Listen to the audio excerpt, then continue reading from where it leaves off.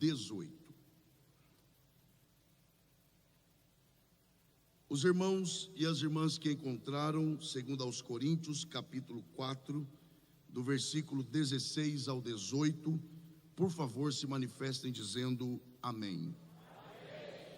A palavra do Senhor diz assim a nós: por isso não desfalecemos, mas ainda que o nosso homem exterior se corrompa, o interior, contudo, se renova de dia em dia, porque a nossa leve e momentânea tribulação produz para nós um peso eterno de glória muito excelente, não atentando nós nas coisas que se veem, mas nas que se não veem, porque as que se veem são temporais, e as que se não veem são eternas.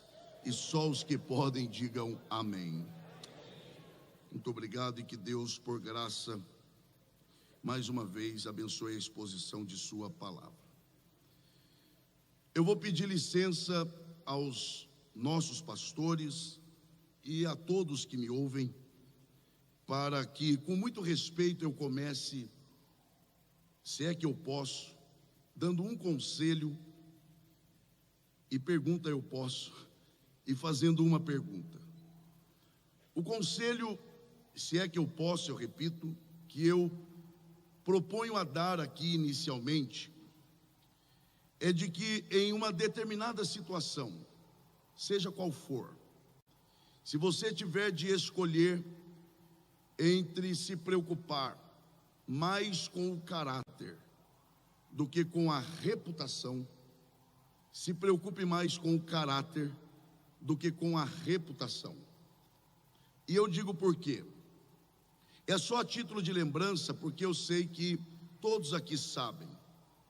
Quando nós falamos sobre caráter, nós estamos falando de algo que é diferente de reputação.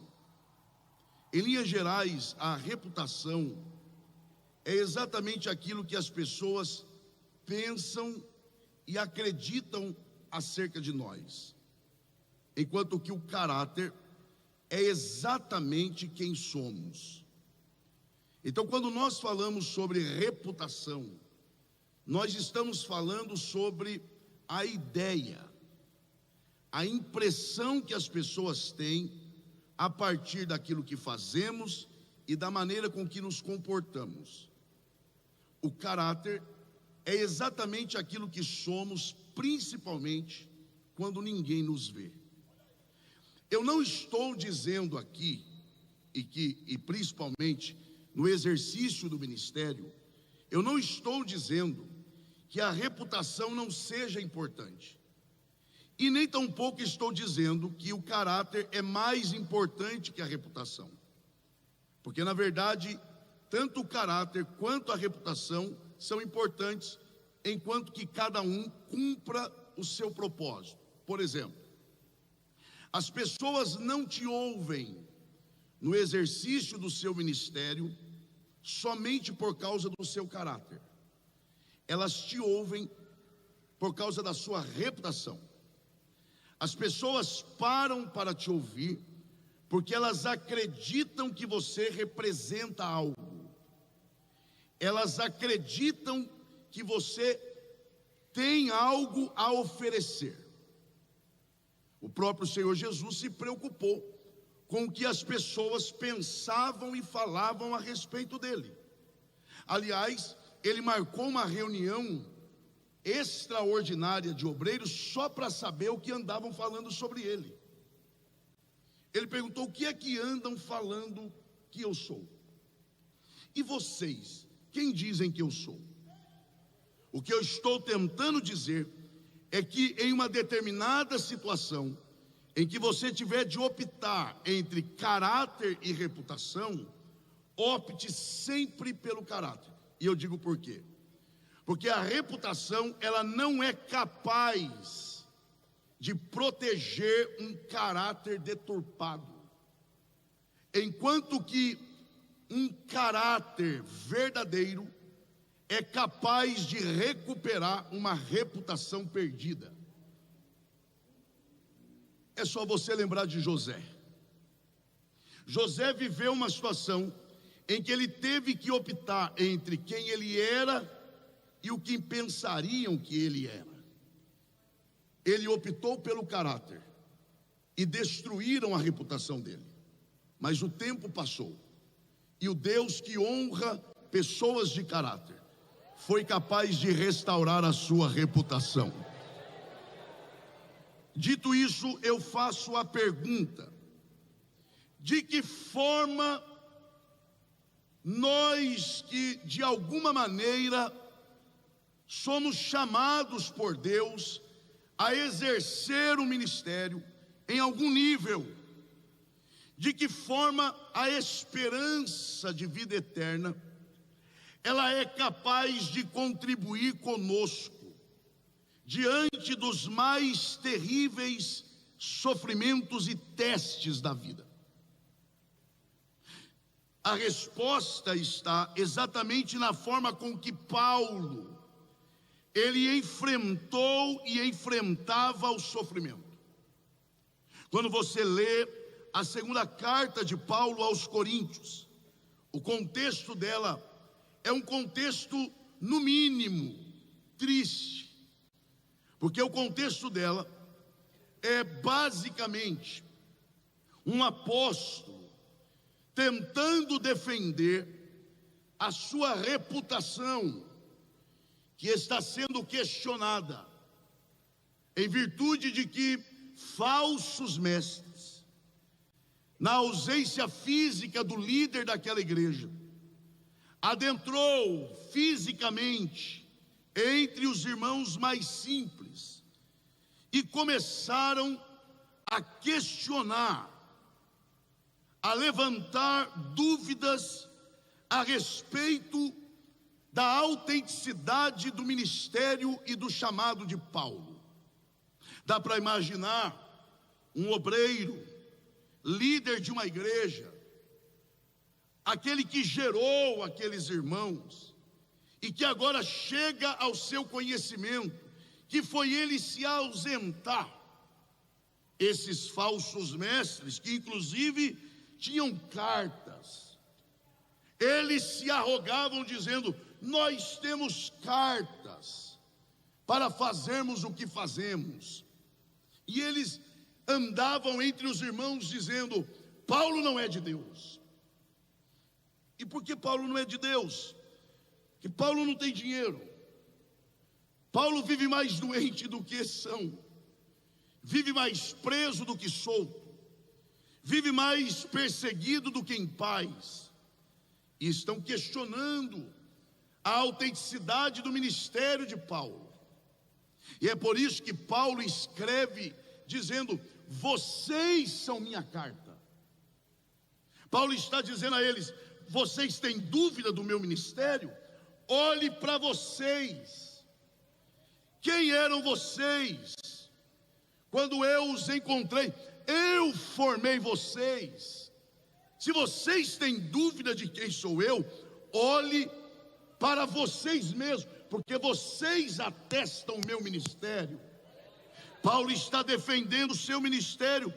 Agora, é interessante a reação de Paulo, porque vejam, um obreiro e um cristão, ele não é testado nas suas ações, ele é testado nas suas reações. Não é a minha ação que demonstra se sou maduro ou não, é nas minhas reações. O próprio Senhor Jesus ensinou isso. Ele disse: se te ferirem uma face, ofereça outra. Se te obrigarem a caminhar uma milha, caminhe duas. Se o teu inimigo tiver sede, dê a ele de beber.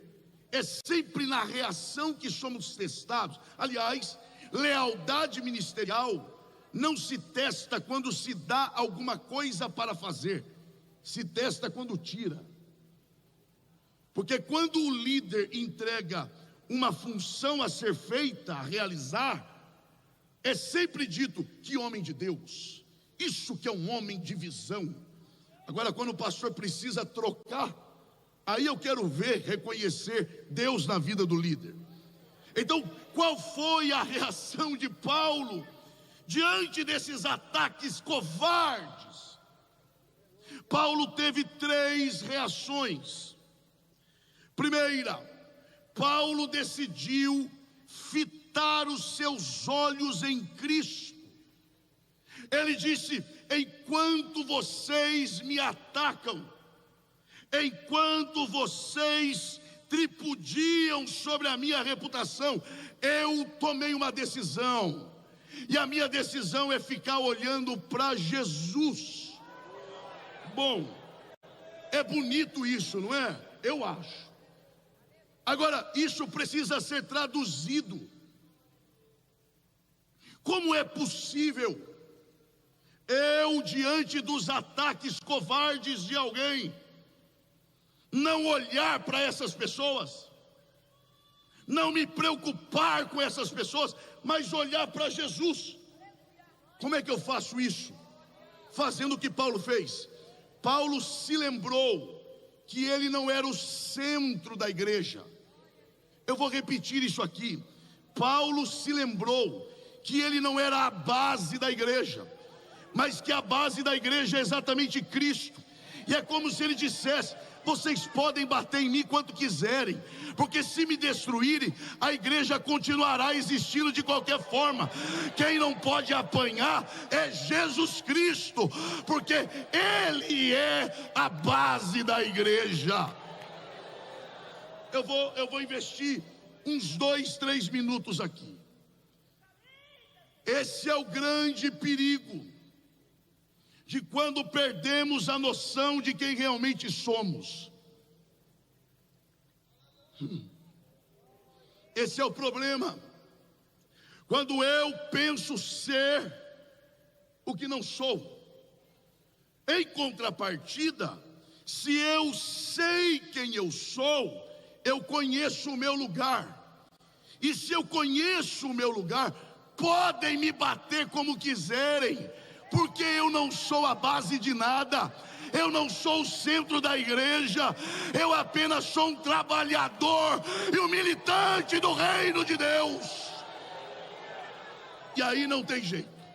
Aí a gente se lembra de João Batista,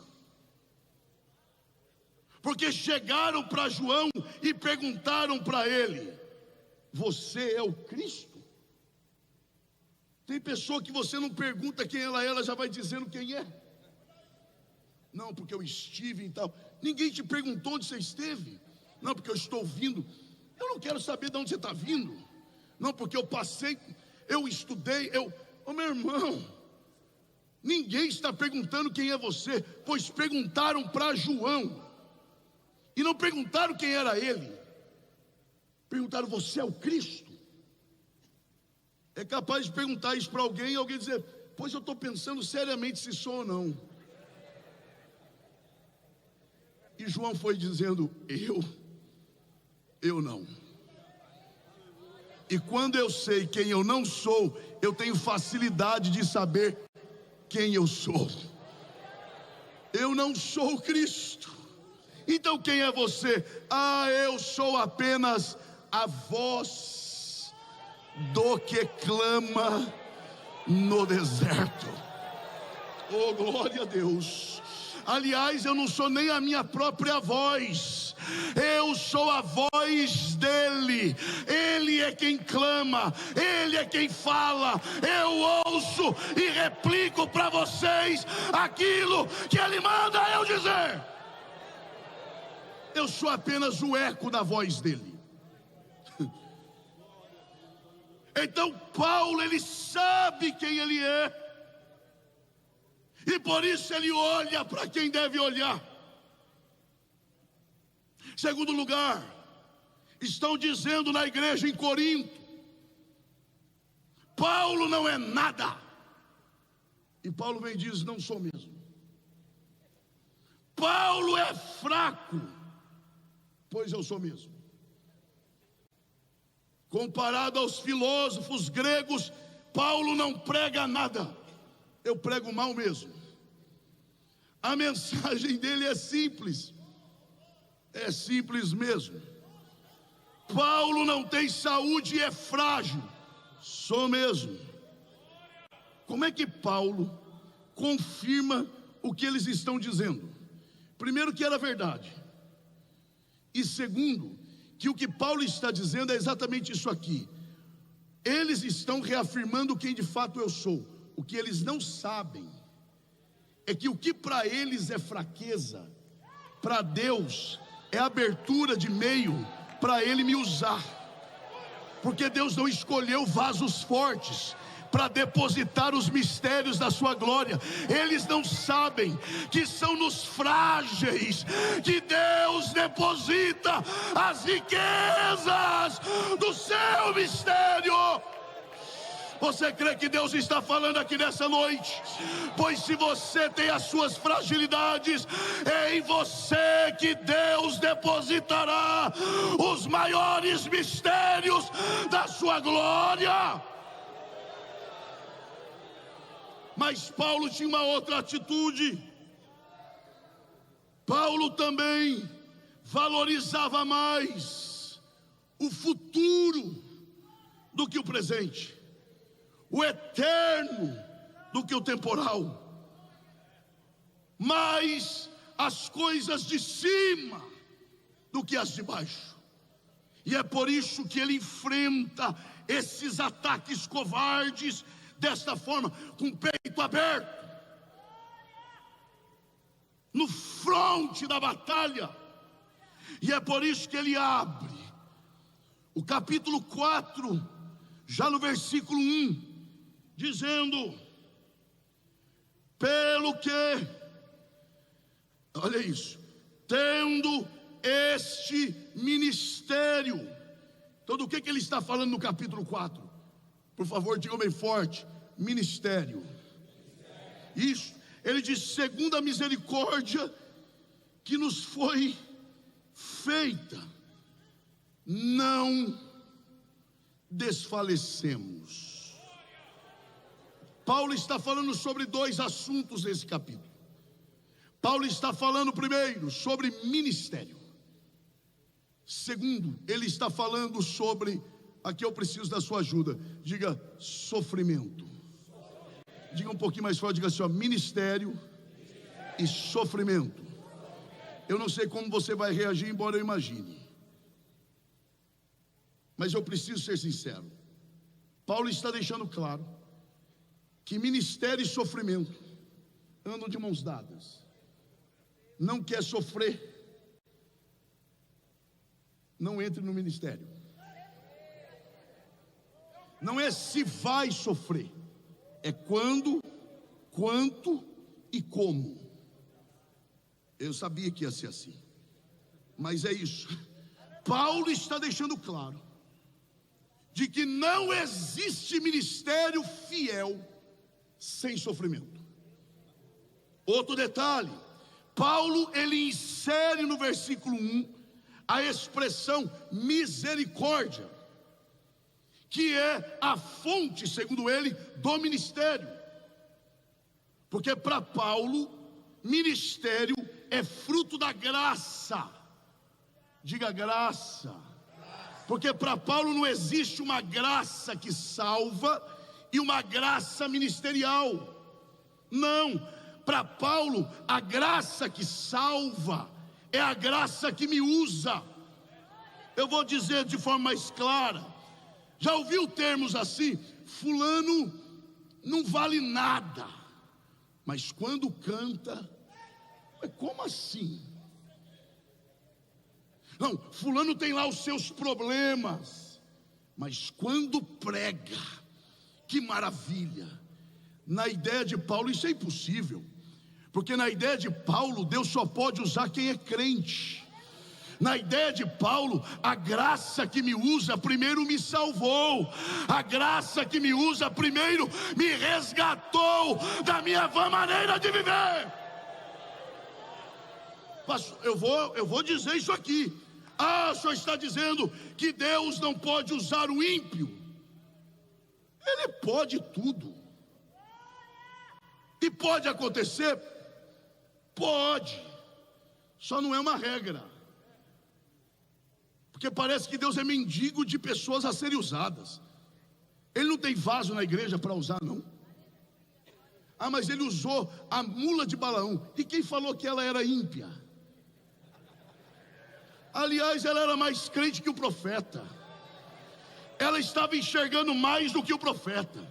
Ela estava mais sensível a Deus do que o profeta. Deus não precisa de ímpio para usar. Ele tem os seus vasos na igreja.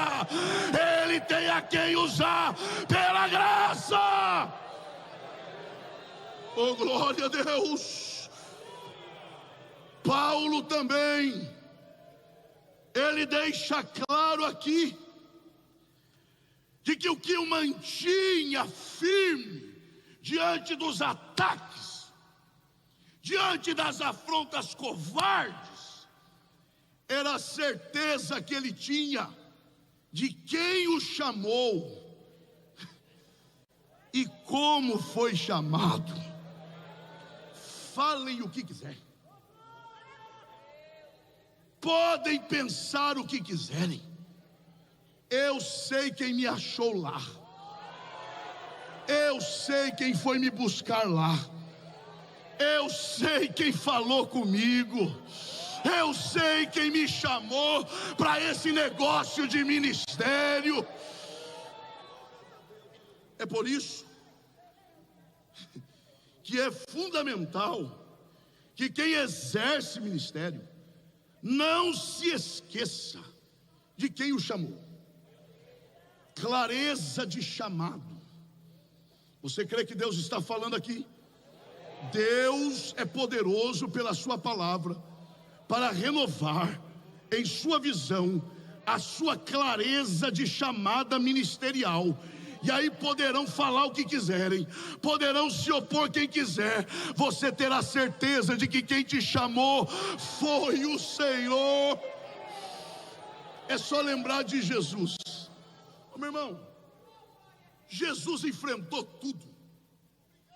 Aliás, a clareza que Jesus tinha sobre a sua origem, o seu chamado, a sua missão e o seu destino era tão grande que com 12 anos de idade, 12, eu repito, 12, tem gente com 40 que não tem a metade dessa clareza.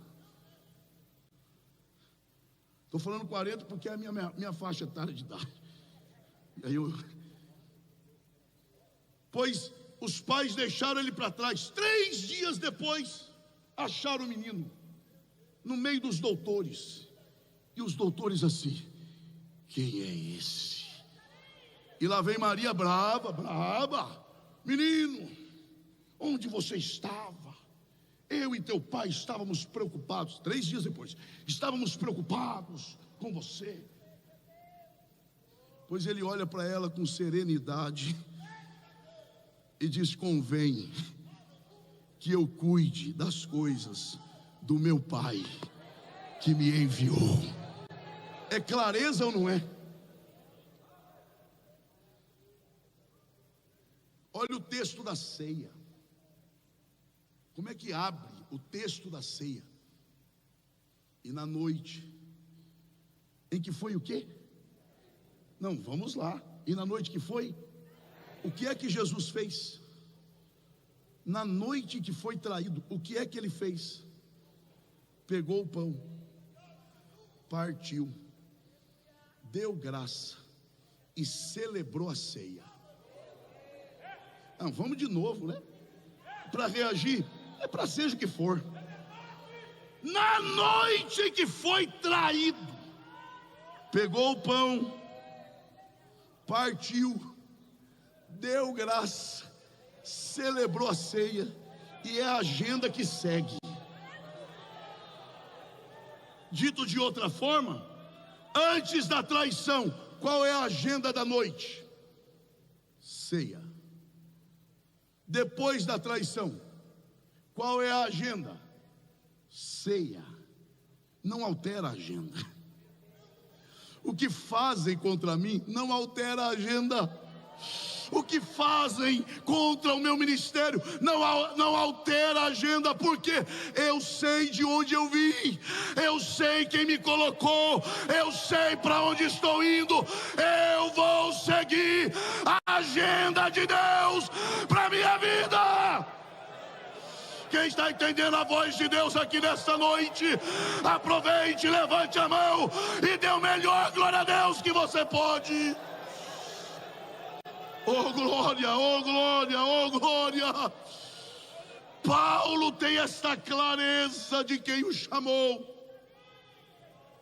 E não só isto, Paulo também sabe a fonte de sua chamada. 1 Coríntios 7:25, olha o que diz lá. 1 Coríntios, capítulo 7, e versículo 25, olha o que diz. Ora, quanto às virgens, não tem o mandamento do Senhor, dou, porém, o meu parecer, como quem tem alcançado misericórdia do Senhor para ser fiel. Olha isso. O que Paulo está dizendo são duas coisas, pelo menos. Primeiro, a misericórdia do Senhor me dá a oportunidade de ser fiel. Então, ser fiel é um ato da misericórdia. Ser fiel é uma oportunidade de honra. O Senhor está dizendo para você: você não merecia não, mas eu vou te dar a oportunidade de ser fiel a mim. Mas Paulo também está dizendo o seguinte: além de eu ter a chance de ser fiel por misericórdia, é a mesma misericórdia que me dá capacidade para ser fiel. Então a fidelidade ministerial começa na misericórdia e termina na misericórdia. Mas não é só isso. Olha o que está em 2 Coríntios, capítulo 3, versículo 4. Olha de onde vinha a confiança de Paulo. Olha de onde vinha a certeza de Paulo para enfrentar esses ataques. Vai lá, 2 Coríntios 3 e 4. E é por Cristo que temos tal confiança em Deus. Paulo está dizendo: sabe o que me sustenta? Diante dos sofrimentos causados no ministério, o que me sustenta é a minha certeza em Cristo. O que ele está dizendo é: Cristo é a minha fonte. Diga bem forte: Cristo é a minha fonte. Quem é a sua fonte? Eu vou me dirigir diretamente aqui aos que exercem ministério. Quem é a sua fonte? Imagine aí uma casa de material de construção. Você vai lá, tem vários tipos de torneira. Torneira de ouro, prata, bronze, ferro, metal, plástico. Os que daí para baixo, né? Tudo quanto é tipo de preço. Uns vão na de ouro, eu iria na de plástico, é claro. Agora eu te pergunto: se eu tenho condições de comprar só de plástico e compro, levo para casa, e ninguém tem condições de comprar de ouro e não leva para casa, qual das torneiras tem mais valor? Eu não estou falando qual custa mais caro, eu estou perguntando o valor. Ué, a de plástico, porque enquanto elas estão ali, elas podem até ser bonitas e caras, mas são inúteis, porque elas só são úteis quando a água passa por ela. E torneira sem fonte não serve para nada. Então Deus tem torneira para tudo quanto é gosto, mas fonte é uma só. Jesus é a nossa fonte. Jesus é a nossa fonte. Eu repito, Jesus é a fonte que sustenta o nosso viver. Quem crê nessa palavra, levante a sua mão e dê o melhor glória a Deus que você pode. Mas eu faço uma pergunta séria, pelo menos essa é uma pergunta que eu faço quase sempre. Deveria fazer mais, mas eu faço aqui. Se nos tirarem o ministério, o que é que sobra da nossa fé? Se hoje nos faltar o púlpito, se hoje te faltar o seu departamento, o meu departamento, é seu? Pois é. Não, porque eu estou aqui já há 30 e... seu. Então, cuidado, porque me parece que se te tirarem isso, o que é que sobraria? Paulo diz, não tem problema, podem me tirar, podem falar, podem, mas a minha confiança está em Cristo. E aí é com base nisso, meus pastores, e me dirijo aos senhores com respeito, é com base nisso que ele diz: não desfalecemos. Essa expressão é linda no original, porque quando Paulo diz, por isso não desfalecemos, e ele repete isso no versículo 16, não desanimamos, não desfalecemos. Isso aqui no original se refere a abandonar-se a si mesmo, esmurecer-se, ser covarde e se render diante do chamado e do sofrimento. É como se ele dissesse: eu não vou desfalecer. Sabe por quê? Porque desfalecer seria deixar de existir. E ele está dizendo: e a razão da minha existência é me deixar gastar na presença e na obra do Senhor. É isso que ele está dizendo. Aliás, me vem à mente aqui pelo Espírito, é o que Paulo decidiu, conforme está em Romanos 1:14. Eu sou devedor. Eu acho isso forte demais.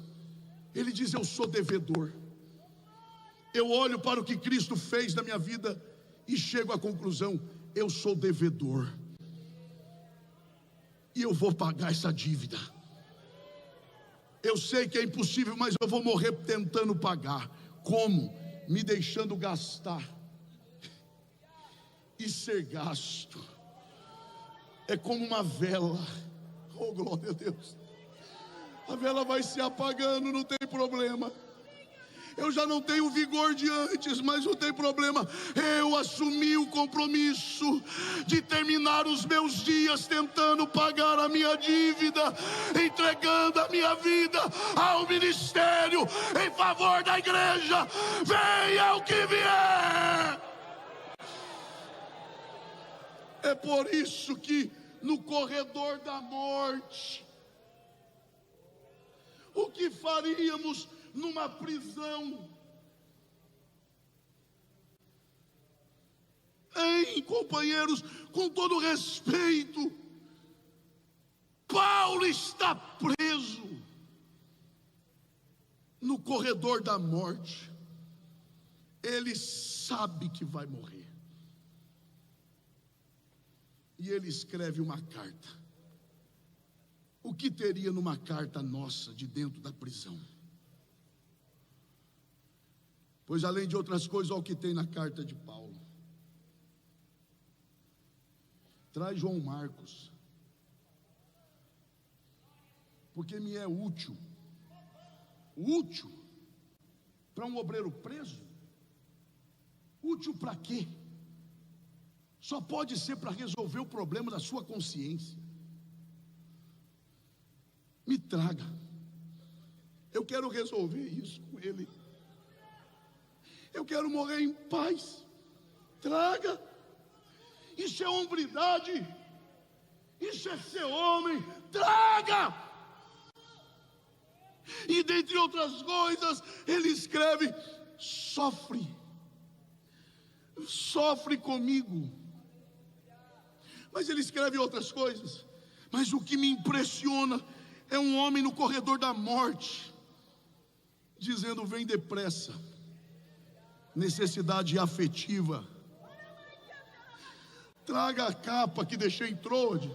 Necessidade física. Traga os livros. Necessidade intelectual.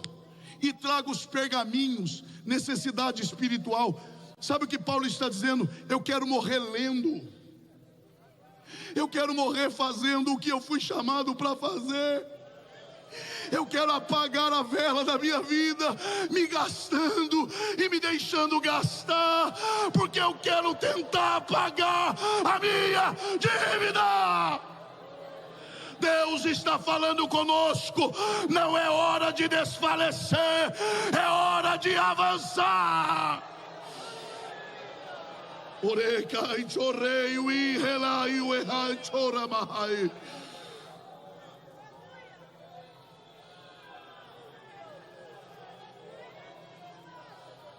Por isso não desfalecemos. Eu não vou abandonar a mim mesmo. Abandonar o meu ministério é me abandonar.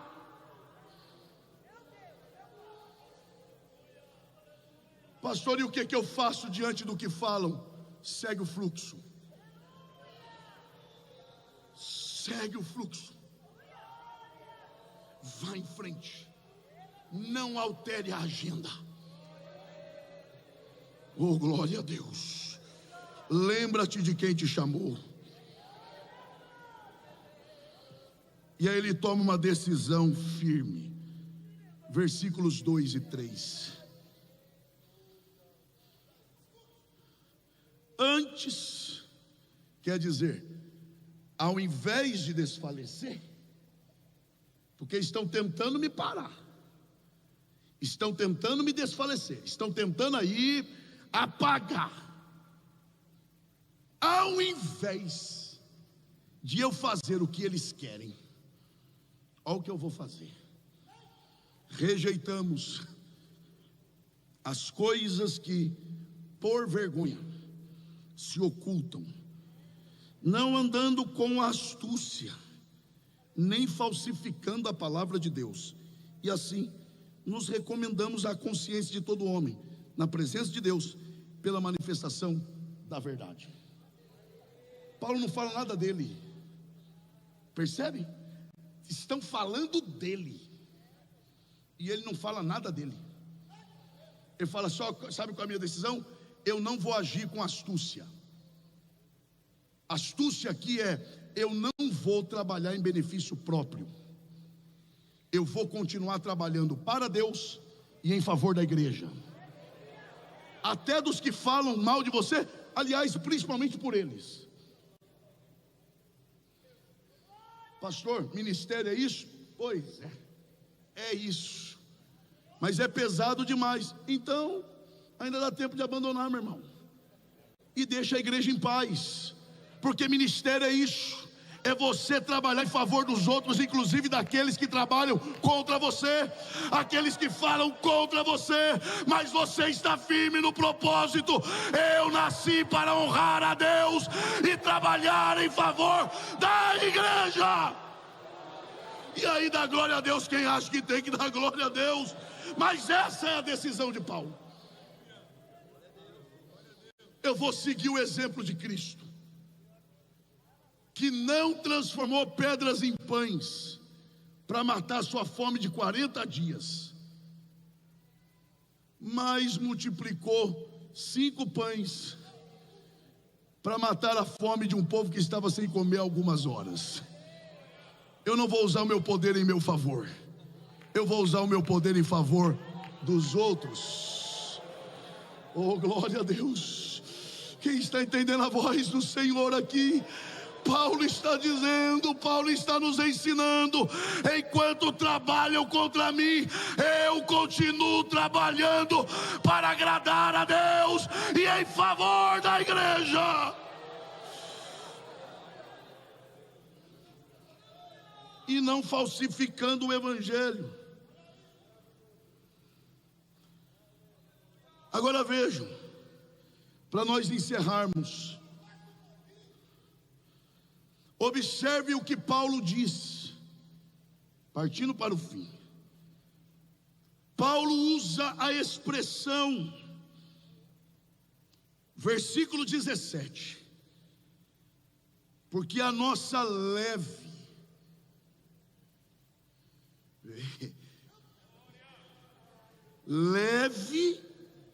e momentânea. Sabe o que quer dizer leve aí? Paulo tem em mente, quando ele diz leve, ele tem em mente ninho de passarinho. Qual é o peso de um ninho de passarinho? Silêncio bom, né? Estamos pensando, quanto pesa um ninho de passarinho? Não é só peso de peso. Quanto custa um ninho de passarinho? Quem já viu alguém vendendo ninho de passarinho? Venham. Tem gente que, se vender, fica rico vendendo, né? Mas eu nunca vi alguém vendendo ninho. Venha comprar ninho de passarinho, porque além de não ter peso, não tem valor. Paulo está dizendo: me arrebentem, falem de mim, porque para mim, essa tribulação que vocês geram em mim é como um ninho de passarinho, não pesa nada, porque eu sei quem me chamou, eu sei para onde eu vou, eu sei quem me colocou. É ninharia de passarinho. E outra coisa, vocês não são para sempre, vocês passam. Então é leve e momentâneo. Mas olha o que ele diz agora: produz para nós um peso eterno de glória muito excelente. A tribulação é leve e momentânea. O que isso gera em nós é peso. Sabe o que é peso aí? Massa pesada, difícil até de carregar. E não é só peso, é um peso eterno, para sempre, sem hora para acabar. Paulo está dizendo: vocês acham que a tribulação desse tempo vai me parar? Na verdade não vai. Na verdade essa tribulação vai me ajudar a revelar Cristo a vocês. Essa tribulação vai me ajudar a ir mais longe do que eu tenho ido, porque isso me ajuda a entender que há algo maior a me esperar. Quem reconhece essa verdade, aproveite. O Senhor marcou essa noite para renovar as suas forças, renovar a sua convicção ministerial. Paulo está dizendo: o que eles estão usando para tentar me parar, eu faço como Jesus, que no capítulo 4 de João, os fariseus, sempre eles, levantaram uma calúnia, uma mentira contra Jesus, estando ele na Judeia. Acharam que ele pararia. Não, ele não foi para o debate, ele não falou contra, ele não rebateu, ele simplesmente levantou e em silêncio foi para a Galileia. E ainda passou por Samaria. Ele está nos ensinando: quando se voltarem contra você, não parem por isso. usem isso como combustível para ir um pouco mais adiante. Revelem Cristo através das suas tribulações, através do seu sofrimento. Permita que as pessoas olhem para você e reconheçam Cristo na sua vida, em meio às adversidades.